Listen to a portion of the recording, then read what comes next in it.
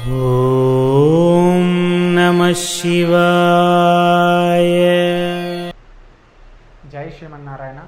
నిష్కారణంగా ఎవరినన్నా హతమారిస్తే సంహరిస్తే ఏం జరుగుతుంది?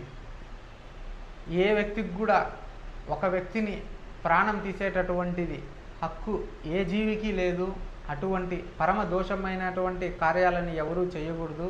ఆ విధంగా చేస్తే గనక గరుడ పురాణం ప్రకారము వారి జీవితంలో వారి యొక్క ఆత్మకి శాంతి కలగకుండా వారు రాక్షసులై వీళ్ళని పట్టి పీడించి మరలా వీళ్ళని చంపేంత వరకు, వారి యొక్క ప్రాణాలని త్యాగం చేసుకునేంత వరకు, అది ఏదో ఒక ప్రకృతి వైపరీత్యంగా, ఒక వాయు ప్రమాదంగాను, ఒక జల ప్రమాదంగాను, లేకపోతే కనుక ఒక రథ ప్రమాదంగాను, లేకపోతే కనుక ఉన్నవాళ్ళు అనారోగ్య సమస్యలతో ఉండటం వాళ్ళు, లేకపోతే అమావాస్య పౌర్ణమికి ఎక్కడన్నా వాళ్ళు పొలిమేర సందు దాటి బయటికి పోవడం కానీ, ఈ విధంగా వారు వాళ్ళని వెంటాడి వారి ఆత్మకి శాంతి చేకూరేంత వరకు వీళ్ళను కూడా అదే విధంగా వాళ్ళని సంహరించేంత వరకు వాళ్ళు పోరు. గరుడ శాస్త్ర ప్రకారము భగవంతుడు సాక్షాత్తు విష్ణుమూర్తి గరుడదేవుడికి చెప్పినటువంటిది, ఎవరన్నా ఎవరి వల్లన్నా సంహరింపబడితే అది అన్యాయపూరితముగా కుట్రపూరితముగా బ్రాగా బతికేటటువంటి వాడికి మోసపూరితంగా